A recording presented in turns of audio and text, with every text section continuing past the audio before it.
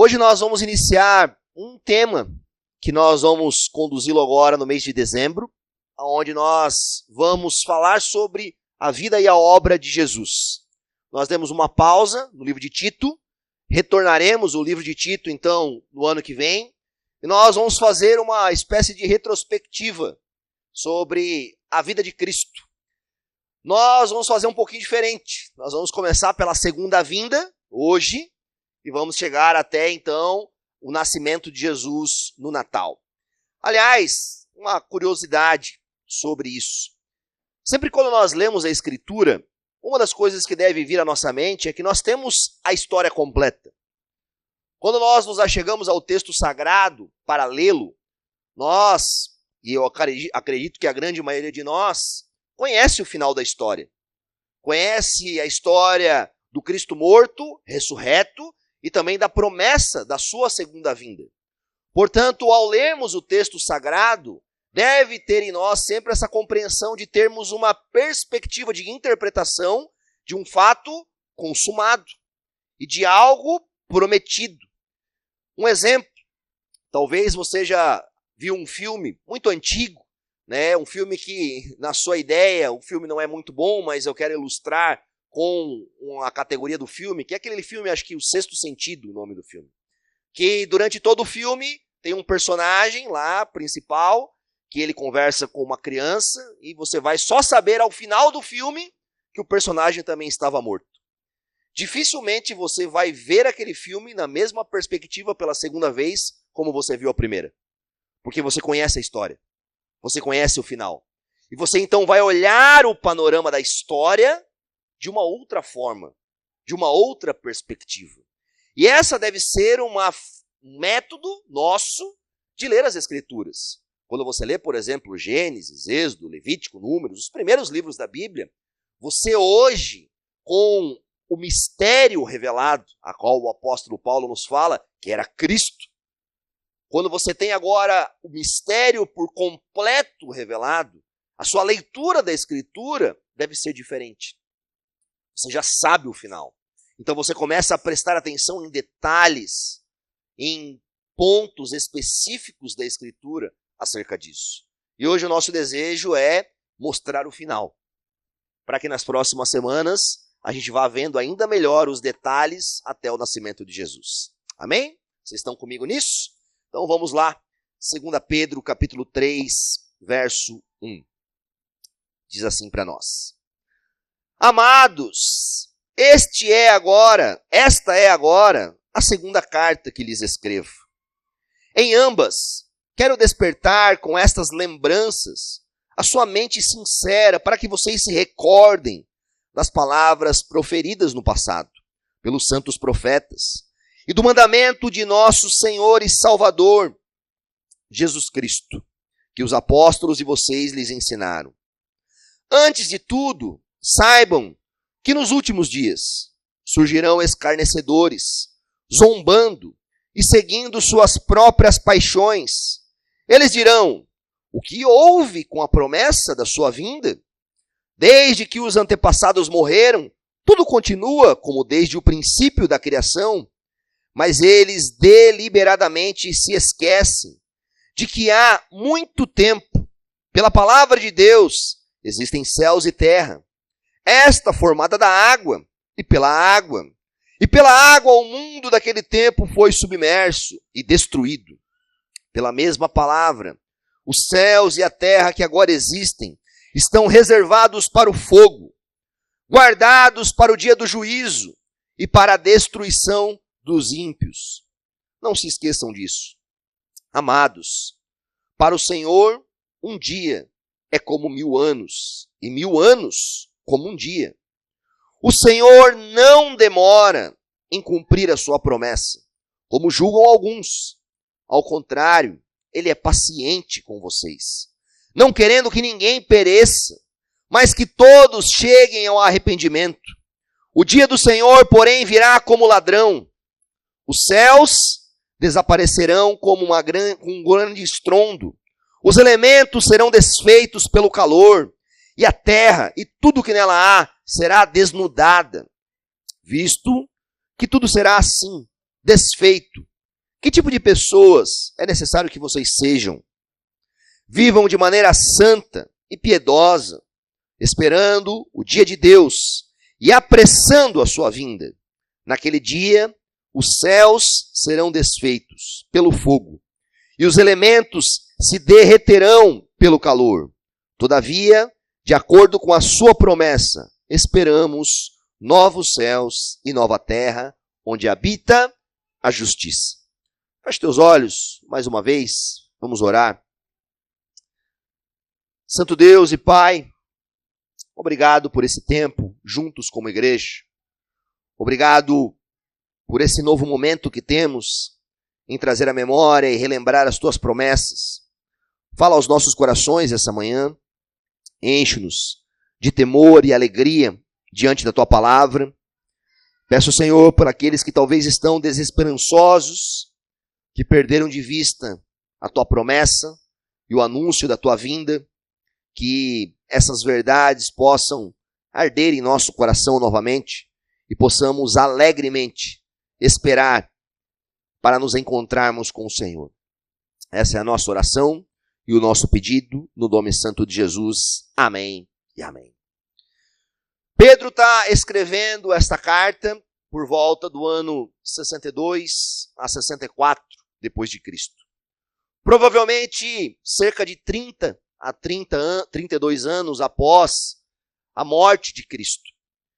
Para uma igreja que, em grande medida, passava por uma severa perseguição, por problemas, por dores, por sofrimentos, e grande parte daquele povo, como sugere Pedro no seu texto, havia perdido a esperança da promessa da segunda vinda de Cristo.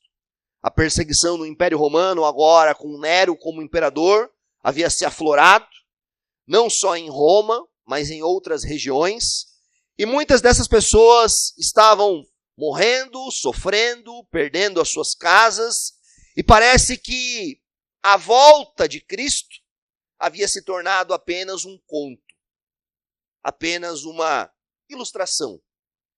E para alguns, Cristo não retornaria mais. Devemos lembrar que o desejo pela volta de Cristo e o anseio, por exemplo, que essas pessoas viveram pela volta de Cristo, ela é comum em várias épocas, inclusive agora. Quando nós lemos a história do cristianismo, por exemplo, você vai perceber que muitos períodos da história havia um grande desejo e uma expectativa do retorno de Cristo. Aliás, os apóstolos viveram com essa expectativa, com uma expectativa do iminente retorno de Cristo. Quando a gente lê, por exemplo, a Reforma Protestante, você vai perceber que alguns dos reformadores, em seus escritos, pelos acontecimentos que eles estão olhando na história, pela forma com que eles estão lendo o mundo naquele momento, eles estão com um desejo do retorno de Cristo. Talvez você é já a quarta geração de cristãos na sua família, terceira, segunda. Você provavelmente ouviu os seus pais falarem do retorno de Cristo, os seus avós falarem do retorno de Cristo, e talvez outras gerações falarem sobre isso. Isso é importante. Isso é importante. Pedro inicia essa perícope que lemos, tentando conduzir aquele povo a ter uma lembrança. Quero despertar em vocês, com estas lembranças, a sua mente sincera, para que vocês se recordem. Uma das atividades, por exemplo, de um pastor, mais do que trazer novas revelações, é recordar as coisas que nós já sabemos. Nós somos chamados constantemente a recordar, a lembrar, a trazer à memória. Por quê? Porque nós nos esquecemos. O evangelho, em primeira instância, deve ser pregado a nós todos os dias. Todos os dias nós devemos nos dobrar em adoração, em louvor diante do Senhor e lembrar daquilo que o Senhor fez e das promessas que o Senhor deixou. Pedro estava lembrando a um povo das promessas do Senhor, para recordar e pelo apela, por exemplo, aos antigos profetas do passado. Pedro está dizendo para aquela congregação, olha, isso que vou falar a vocês, isso já está sendo anunciado há muito tempo. Aliás, o Antigo Testamento fala mais da segunda vinda de Cristo do que da primeira. Se você ler as palavras proféticas que apontavam sobre o Messias, o Antigo Testamento está apontando mais vezes para o segundo retorno do que para o primeiro. E essa era a confusão dos judeus. Porque eles não compreenderam essa dicotomia entre a primeira vinda e a segunda. Eles olhavam para as promessas da segunda vinda e não enxergavam aquilo em Cristo, naquele primeiro momento. E o grande problema, por exemplo, interpretativo deles, era escatológico. Era entender os fins dos tempos. Era olhar para o Messias sofredor, servo sofredor, profetizado, por exemplo, por Isaías, e colocar ele na mesma prateleira do rei soberano que viria, que se assentaria no trono de Davi. Porque para eles não tinha essa compreensão clara disso. Pedro está nos lembrando que Jesus Cristo já havia sido profetizado o seu retorno pelos profetas como mandamentos ao Senhor e também como os apóstolos vos ensinaram. Pedro nos chama a recordar que haverá últimos dias. Mas a pergunta que nós devemos nos fazer é: quando iniciou os últimos dias? Já estamos no período dos últimos dias? Eu acredito, como muitos outros intérpretes acreditam, que os últimos dias se iniciaram a partir da morte e ressurreição de Jesus. A partir da ascensão de Cristo aos céus, nós temos início dos últimos dias. A partir dali nós já estamos nessa era que está passando, que está em processo, a caminho. Ou seja, estamos nos últimos dias. Quando nós falamos sobre escatologia, fim dos tempos, sobre segunda volta de Cristo, às vezes há muita confusão no meio evangélico. Muita confusão. Muita confusão porque muitos textos são futuros. São de coisas que não aconteceram. É um dos livros que muitas pessoas têm medo de ler, e em especial é um dos livros mais mal interpretados da Escritura, é Apocalipse, que está falando, por exemplo, em grande medida, dos últimos dias. Está se referindo a acontecimentos, a processos, a situações que ainda hão de acontecer. E, às vezes, há em nós grandes dilemas em relação a isso. Um ponto sobre o livro de Apocalipse, que não é a nossa pregação hoje, mas está entrelaçado com esse pensamento de fim dos tempos.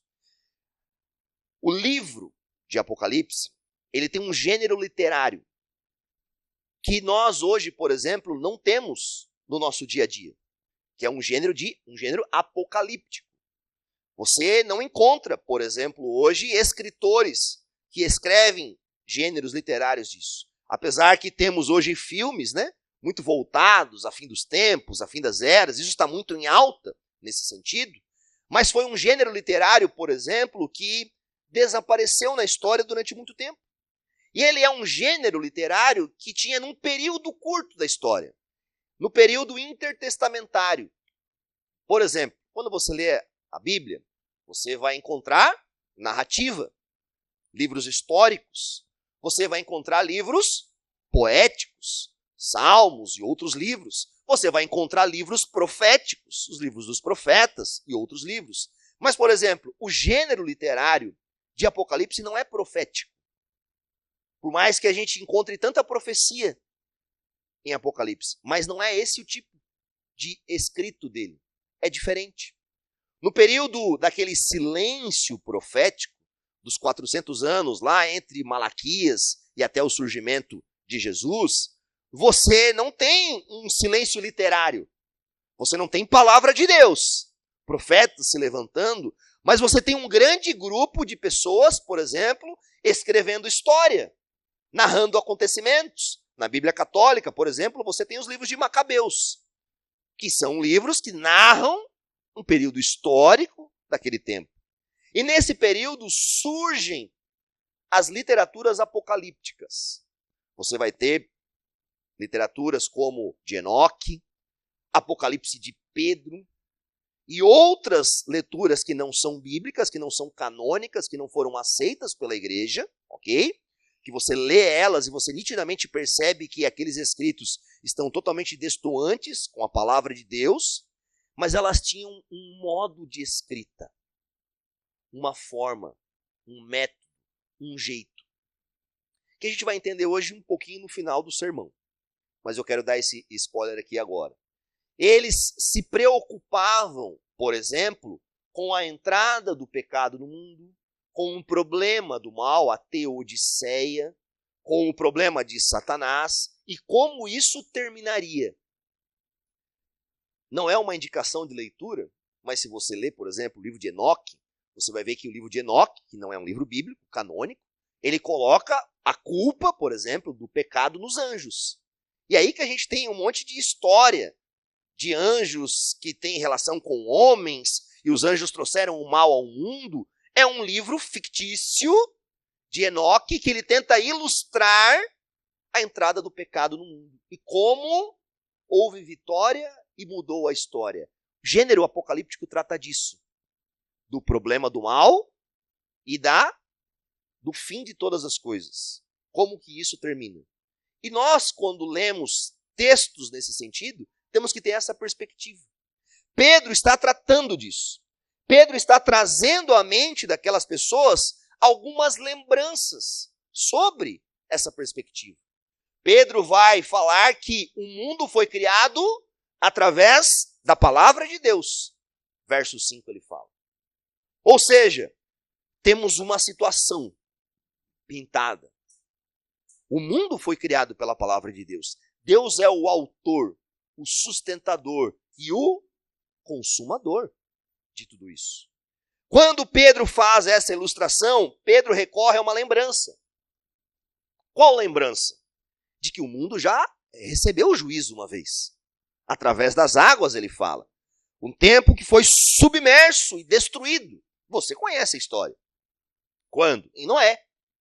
Deus olhou o avanço da maldade, o avanço da impiedade, homens que não buscavam ao Senhor, de uma forma macro sobre toda a terra, e Deus exerceu juízo sobre toda a terra. E a destruiu. E reestabeleceu uma posteridade através da vida de Noé e a sua família. Pedro está fazendo um paralelismo, que é um tipo de literatura judaica. Da mesma forma. Olha o que ele fala. Se você pegar um pedacinho do verso 5 e o início do verso 7, ali você encontra o paralelismo. Qual é? O verso 7 se inicia. Pela mesma palavra. Os céus e a terra, que agora existe, serão reservadas para o fogo. Pela palavra, Deus criou. E vocês sabem disso. Vocês confiam nisso. Em um momento específico, a palavra nos conta que ele destruiu. E houve juízo. E é essa mesma palavra que está prometendo a segunda vinda de Cristo e o fim dos tempos sobre isso. E Pedro vai fazer algumas ilustrações. Por quê? Porque alguns irmãos, ou talvez alguns ímpios e descrentes, zombavam disso. Algumas pessoas no verso 4 ele diz, né, eles dirão, o que houve com a promessa da sua vinda? Isso é um tom zombateiro. Isso é um tom de pessoas que não acreditavam. O que houve com a promessa da sua vinda? Desde que os antepassados morreram, tudo continua como desde o princípio da criação. Ou seja, nada mudou. Parece que essas promessas não são genuínas. E deixa eu falar algo para você. Essas pessoas zombadores, que seguem suas próprias paixões, como Pedro está dizendo, ainda hoje falam sobre isso. Se você conversar com pessoas que são incrédulas e conversar com elas sobre história, sobre Jesus, sobre algumas coisas, muitos deles até acreditam na vinda de Cristo. Não, o Cristo histórico, que veio, um bom profeta, um revolucionário, alguém que fez algo pelos judeus, pelo povo. E algumas pessoas acreditam, outras zombam, não faz muito sentido. Mas quando você toca no assunto de um julgamento final, de uma vinda iminente, de um Senhor que virá nas nuvens, num cavalo, montado com seus anjos e seus exércitos, como pessoas lidam com isso? Muitas pessoas não acreditam. E zombam, ridicularizam. Falam, olha, isso parece filme de Steven Spielberg. Parece ficção científica. Não é verdade? Muitas pessoas não estão nem aí para isso. Não estão não preocupadas com isso. É como se isso fosse apenas um conto de fábulas. Mas o que Pedro nos fala? Que a mesma palavra que criou os céus e terra é a mesma palavra que promete que isso que vai acontecer. Nós, quando lemos a Escritura, nós vemos diversas profecias e anúncios do futuro que foram cumpridas na história. Quando você olha, por exemplo, para a vida de Cristo nessa terra, você tem tantas coisas cumpridas no exercício do ministério de Jesus que é impossível que isso aconteça do nada. Como Jesus nascendo na cidade específica, recebendo o nome específico, sendo transpassado com uma lança, recebendo o vinagre para beber e tantas outras profecias que foram escritas 600, 700, 1000 anos antes de Cristo e se cumpriram cabalmente. Por quê? Porque pela palavra de Deus. A palavra de Deus não volta vazia. Deus não erra. Deus não se engana. E Pedro está dizendo para essas pessoas que talvez tinham perdido a esperança, que estavam se levando pelo medo, pela insegurança, pela tragédia, ou pela um falso cristianismo, pelo um entendimento equivocado. Pedro está dizendo, meus irmãos, a palavra de Deus promete isso. Promete isso.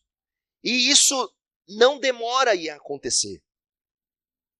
Mas se ainda não aconteceu, é porque Deus é paciente. É porque Deus é paciente.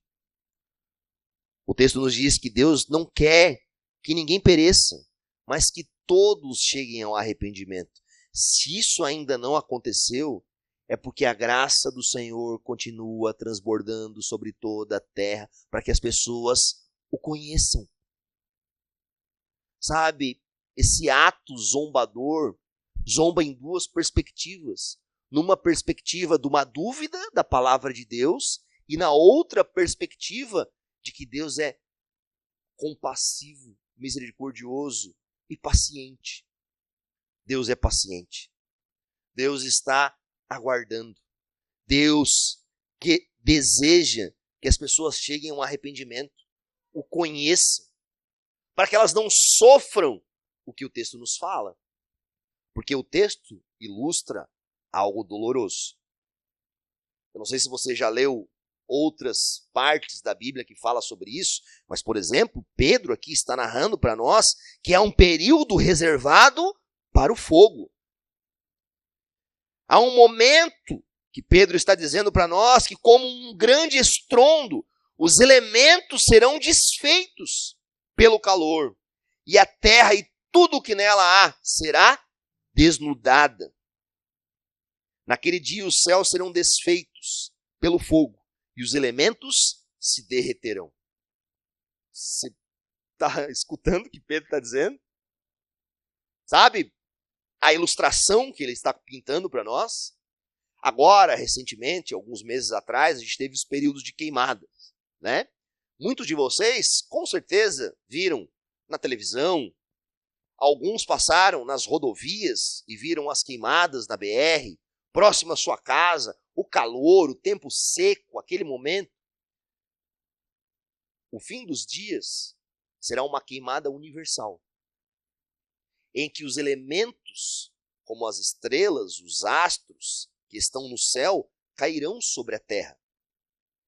Haverá um incêndio em proporções nunca antes vistas, onde a terra será desnudada, ou seja, aonde toda a riqueza, todo o poder, tudo aquilo que aqueles homens vivem aqui tentando acumular e guardar, como se aqui fosse o único lugar da existência, ele vai ser destruído.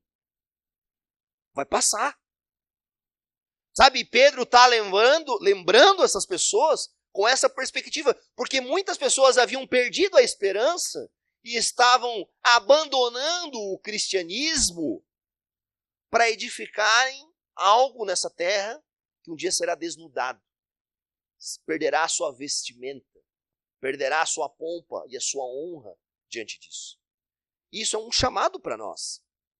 Sabe, com isso eu não estou dizendo que nós não podemos construir, ter casa e ter as outras coisas. Nós devemos fazer isso. Deixarmos um legado para os nossos filhos, deixarmos herança para os nossos filhos, sermos responsáveis e diligentes com isso, mas na perspectiva que isso um dia desaparecerá. Na perspectiva que a nossa esperança não está nessas coisas. Que as nossas promessas de Deus não estão nessas coisas. Essas coisas não se sustentarão porque ele virá como um ladrão. O texto nos fala. Ninguém sabe o dia. Ninguém sabe. Mas ele virá. A promessa é clara. Ele virá. E aliás, nós temos outros textos bíblicos que nos orientam a não calcular o dia. Ninguém sabe o dia, nem a hora, nem o filho. Apenas o Pai que está no céu. Jesus responde aos discípulos. Porque os discípulos estavam querendo saber. Estavam querendo marcar na sua agenda. Falar 22 de tal, de tal, de tal. E Jesus os orienta e os exorta a não fazerem isso. Isso deve ser uma exortação para nós. É triste, mas a realidade na igreja é de que líderes marcaram datas. Eu estava lendo essa semana sobre alguma delas. Teve um líder específico em 1988 que ele incentivou a igreja a venderem os seus bens. A sua casa, o seu carro, sabe? E se reunirem na perspectiva que Jesus iria voltar na data que ele falou. Jesus não voltou. Eu não sei o fim da história, porque eu acho que esse cara sumiu. Já pensou? A loucura que é. Outro líder levou toda a sua congregação para um deserto. E ficaram lá uma semana. E Jesus não retornou. O que é que isso nos lembra? Isso nos lembra que uma interpretação equivocada dessas verdades faz mais mal do que bem. E esse é um grande problema. Por exemplo, talvez muitos de nós já assistiram aquele filme Deixados para Trás, que é de um livro de ficção, um livro que não narra uma perspectiva saudável e correta da segunda vinda de Jesus. E grande parte da igreja brasileira, pasmem, é conduzida por essa perspectiva. Algumas coisas sobre ela. Arrebatamento secreto. Você não tem isso na Escritura. Aliás, a Escritura fala... Apocalipse não fala de arrebatamento. Você sabia? Não existe a palavra arrebatamento em Apocalipse. Não existe a palavra anticristo no livro de Apocalipse. Olha a confusão que nós fazemos. Anticristo aparece em 1 João. É o único escritor que fala sobre o anticristo. A palavra arrebatamento aparece em Tessalonicenses. Quando Paulo está levando esperança à igreja da Tessalônica, lembrando que no dia do retorno do Senhor, ele virá dos anjos tocando trombetas, os mortos ressuscitarão primeiro, e depois nós que estivemos vivos seremos levados e arrebatados com o Senhor nos ares. Visível. Trombeta tocando. Meu irmão, quem aqui serviu exército ou algo do tipo, sabe que quando se toca uma trombeta não é para ser algo secreto. Não é para ninguém escutar. É para ser algo audível. é para que todos vejam, é para que todos saibam o que está acontecendo. E esse arrebatamento não é num período antes, Jesus vai voltar tantos anos depois. Não, não. É no momento do retorno de Jesus. Quando nós o vermos, os mortos ressuscitarão primeiro para juízo, para serem julgados, porque não há nas Escrituras uma perspectiva de pessoas são aniquiladas e não existem mais. Como muitos ímpios pensam isso. As pessoas vivem, morreu, morreu. Acabou. Não, não, nas Escrituras não tem essa perspectiva. Todos foram criados para viver para sempre, seja ao lado do Senhor em vida eterna, ou seja, em condenação eterna. Isso é sério. Na Bíblia, quando se narra acerca dos homens da criação, essa é a ideia das Escrituras. E Jesus voltará, por exemplo, como o texto bíblico nos fala, Jesus retornará quando o Filho do Homem vier em sua glória com todos os anjos, assentar-se-á em seu trono na glória celestial. Todas as nações serão reunidas diante dele e ele separará umas das outras, como o pastor separa as ovelhas dos bodes. Ele retornará em um momento que ninguém sabe, mas será visível. Todo olho verá. Jesus retornará da mesma forma com que ele subiu. Lembra Atos? Comecinho de Atos? Os discípulos estão lá, vendo Jesus ser levado aos céus, então aparecem anjos diante deles e falam: Galileus, o que vocês estão aqui esperando? Esse mesmo Jesus que foi levado diante dos seus olhos, voltará da mesma forma. Corpórea, visível, com um corpo glorificado, todos verão. Retornará para quê? Para que o reino de Deus seja colocado agora sobre tudo e todos. Ele se assentará no seu trono e governará para sempre. Ele já está governando. Amém? Ele já está governando. Mas muitos não enxergam. Muitos não veem. A sua segunda vinda será um marco para demonstrar pública, visivelmente, que ele é um governante sobre toda a terra. Se na primeira vinda ele veio como um servo sofredor, na segunda vinda ele vem como o rei do universo, assentado ao trono e demonstrando todo o seu poder que ele sempre tem de eternidade a eternidade. Aonde ele julgará, porque ele é o justo juiz, para separar aqueles que creem nele, para serem conduzidos com ele para novos céus e nova terra, e para aqueles que não depositaram fé e esperança nele, para a condenação eterna e para o lago de fogo. A segunda vinda de Cristo marcará o seu governo e marcará o seu julgamento. Será visível e corpóreo. E o apóstolo Pedro está lembrando as pessoas disso, que ele virá como um ladrão. E que em meio a isso, em meio a esse dia do Senhor, que as Escrituras tanto falam, que nós devemos viver nessa esperança e expectativa. Qual que é a maneira que nós devemos viver diante disso? Visto que tudo isso será assim desfeito, verso 11, que tipo de pessoas é necessário que vocês sejam? Pedro está fazendo um apelo. Pedro está dizendo àqueles leitores e dizendo a nós: olha, se essas coisas são verdade, e são, se elas são genuínas, e são, se a palavra de Deus não mente, não erra, porque ela é única, infalível, e são, como que nós devemos viver? Vivam de maneira santa e piedosa. Vivam de maneira santa e piedosa. Deve nos chamar a atenção algumas coisas. Primeira delas, isso em que nós vivemos, essa terra, a qual nós amamos nossos irmãos, amamos nossos filhos, somos alegres, somos felizes, isso é parte. Mas a Bíblia fala que nós somos estrangeiros e peregrinos. Que aqui não é um lugar de montarmos um acampamento eterno. Aqui é um lugar de peregrinação. É um lugar onde a gente não finca estacas pro resto da nossa vida. Eu não sei se você tem essa perspectiva, mas eu tenho. Às vezes, diante de situações, a perspectiva que eu tenho é, cara, parece que está tudo errado. Não é verdade?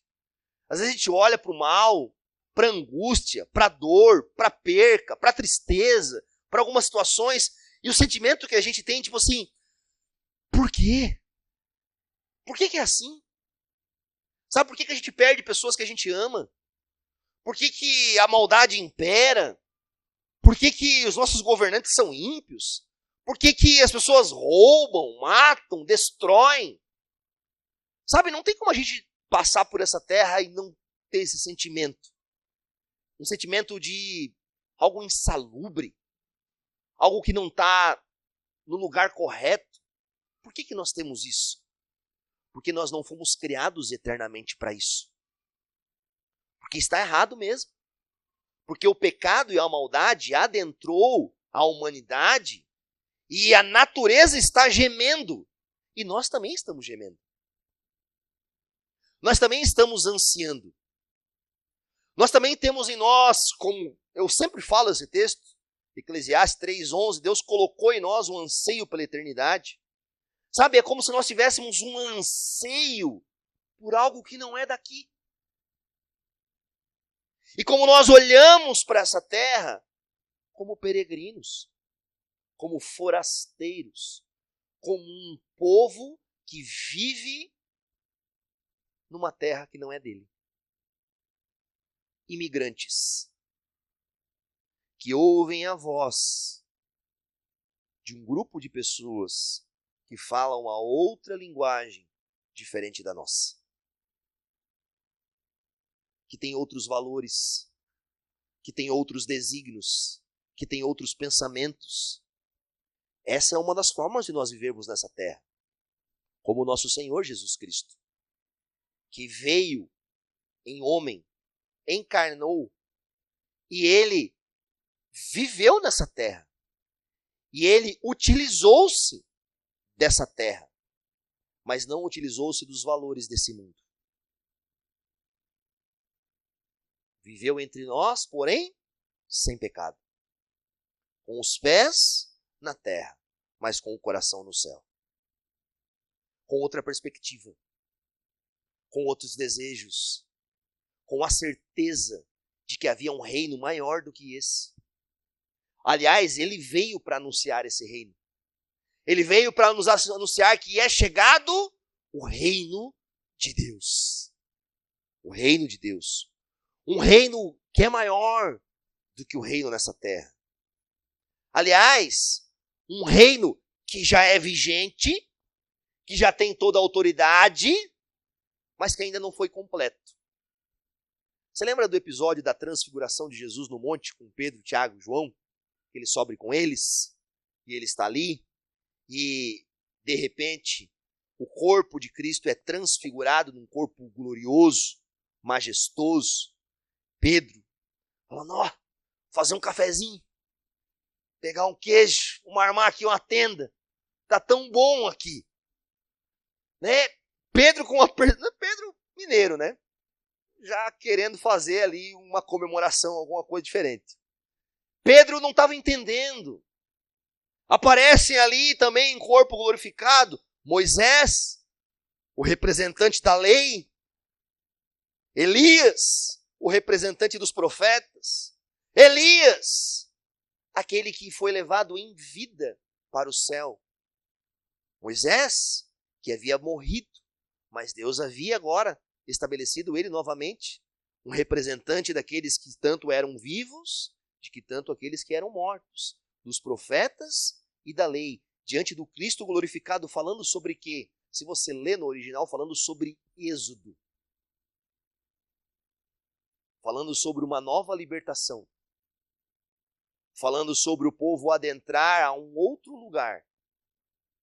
Naquele momento, Jesus estava abrindo o entendimento e revelando a eles a perspectiva de que há um reino futuro. De que há uma nova forma de viver. Que há um novo corpo.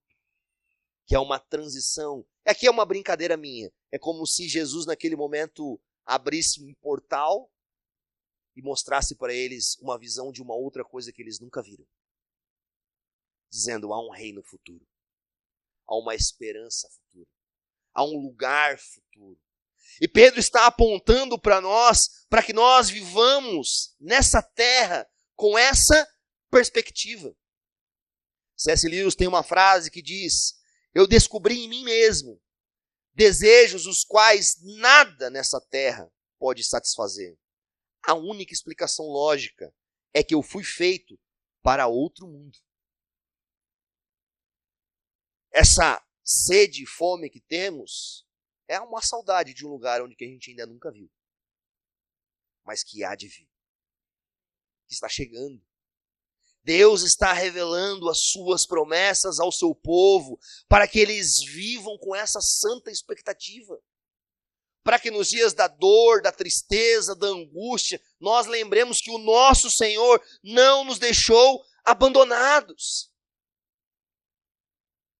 E que nós, no verso 12, devemos, esperando o dia do Senhor e apressando a sua vinda. Como é que nós apressamos a vinda do Senhor? Mandando uma ligação para Ele, dando uma mensagem no zap, fala, Senhor, já estou pronto, eis-me aqui, pode voltar. Não, a Bíblia fala que até que todos ouçam do Evangelho. Obviamente que nós não temos um poder de mudar a data é do Senhor. Mas nós sabemos que nós devemos anunciar essas verdades por toda a terra, para que todos possam ouvir do Senhor. Mas deixa eu falar algo para você, para a gente tirar uma nuvem de utopia na nossa mente. Às vezes a gente pensa assim, pastor, mas hoje, lá no Oriente Médio, lá na África, existem pessoas que nunca ouviram de Jesus. Uma das coisas que a gente deve se perguntar é, talvez essa geração não ouviu. Mas a gente se esquece que o Oriente Médio, por exemplo, foi o berço do cristianismo no primeiro e segundo século. As igrejas de Apocalipse que você lê lá, Esmirna, Tiatira, Laodiceia, essas igrejas eram na Turquia. Eram na região hoje onde, por exemplo, existe apenas 1% de cristãos. Por que eu estou falando isso? Às vezes a gente tem uma ideia de que a palavra de Deus precisa chegar momentaneamente, no mesmo dia, em todos os lugares. Não, não. Eu tenho uma convicção comigo de que em muitos desses lugares ela já chegou. Mas as gerações não transicionaram ela. Na África, por exemplo, grande parte de teólogos da era da patrística eram africanos.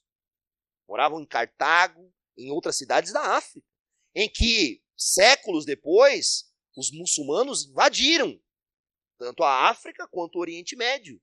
Mas o evangelho já chegou nesses lugares. Talvez não chegou em alguns outros. Mas eu não estou dizendo que a gente não deva ter missões lá, algo do tipo, não estou falando sobre isso. Eu estou corrigindo na nossa mente uma ideia de que o evangelho não chegou em alguns lugares. Ele chegou. Ele chegou em muitos lugares. E nós devemos continuar a falar sobre ele.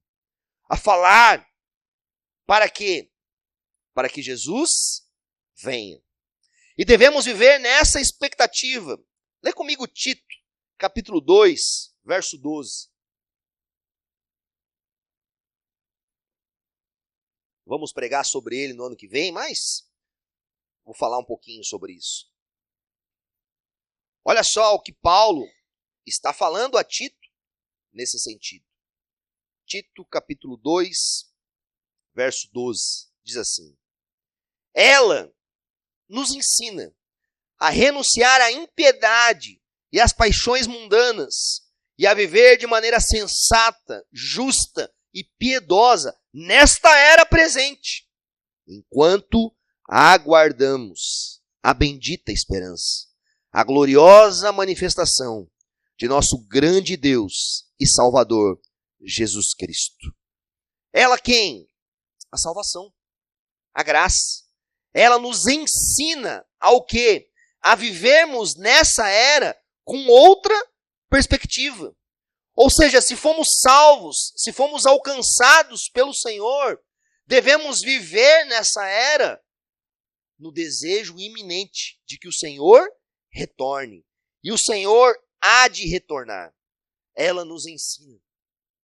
Sabe, você não foi salvo pelo Senhor, não recebeu da bendita graça do Senhor para continuar a viver como o mundo vive. Para continuar com os mesmos valores, com os mesmos desejos. Não, de forma nenhuma. Como o apóstolo Paulo vai falar isso muito claro em Romanos 12. Ele diz, portanto, irmãos, rogo-lhes, pelas misericórdias de Deus, que se ofereçam em sacrifício vivo, santo e agradável a Deus. Este é o culto racional de vocês.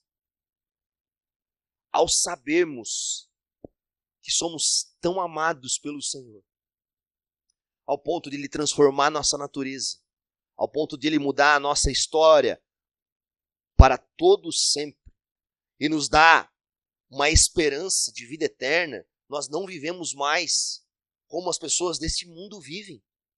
Nós transformamos a nossa mente para buscarmos a vontade de Deus, porque sabemos que ela é boa, perfeita e agradável. E como Paulo fala a Tito, na esperança da manifestação do nosso Senhor.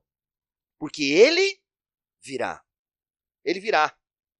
Pedro está dizendo isso claramente a esse povo. Ele virá.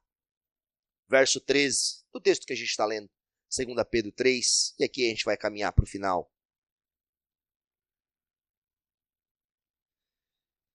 Todavia, de acordo com a sua promessa, esperamos novos céus e nova terra, onde habita a justiça.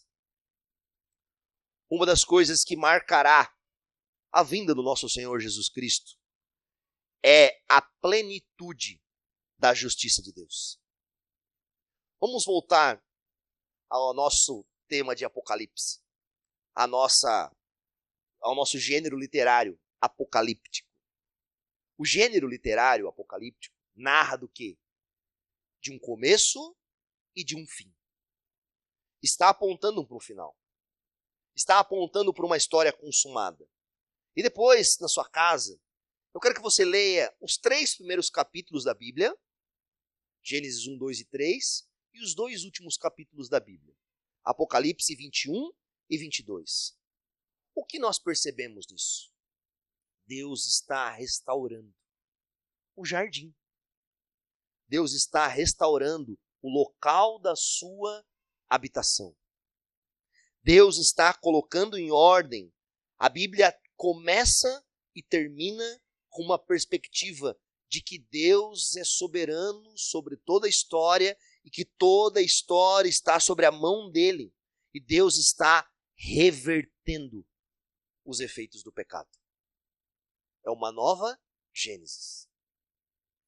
Deus está estabelecendo novos céus e nova terra, aonde também haverá um rio da vida, aonde também haverá uma árvore da vida, e aonde não apenas mais Deus aparecerá na virada do dia, mas Deus será presente conosco em todo o tempo.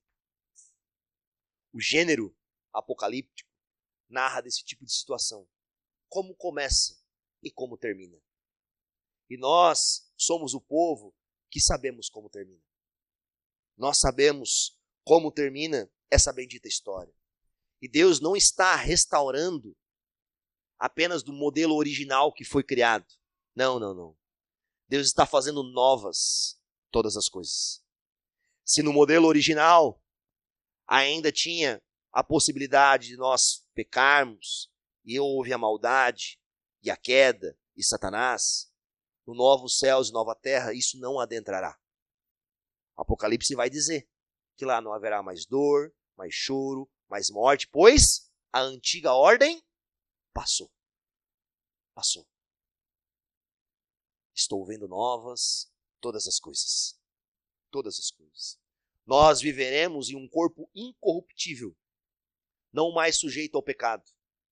O pecado não mais te afetará. Você não terá mais desejos ímpios. Nós viveremos com um corpo que não morrerá mais. Não haverá mais dor, mais tristeza, mais morte. Mas eu quero fazer uma pergunta para nós, para mexer um pouco conosco. Eu acredito que nós lembraremos dessa terra. Porque leio alguns textos bíblicos e acho estranho nós estarmos lá e não lembrarmos, por exemplo, dos patriarcas, Abraão, Jacó, e termos entendimento de tudo aquilo que aconteceu. E a pergunta que eu quero fazer com você é: como ficará as nossas lembranças difíceis? Você tem dores aqui. Você passou por tristezas aqui. Você passou por mágoas aqui. Como ficará? Eu gosto de uma frase de John Piper, que ele diz que é como um sentido. Sabe quando você come um pão de queijo com goiabada? As ilustrações são sempre as melhores. É salgado e doce, mas é saboroso. Nós lembraremos de muitas coisas, mas em um corpo glorificado e ao vermos o Senhor ressurreto e entendermos toda a majestade da sua vinda, da sua morte, da sua ressurreição e da sua glória, mesmo aquilo que um dia foi amargo se transformará em doce, porque nós entenderemos todas as coisas. E isso é o que a Bíblia nos promete. Que diante do dia que nós vermos Jesus Cristo, vemos a sua face, vemos a sua glória, vemos a sua majestade, todas as coisas farão sentido para nós. E nós o adoraremos por toda a eternidade.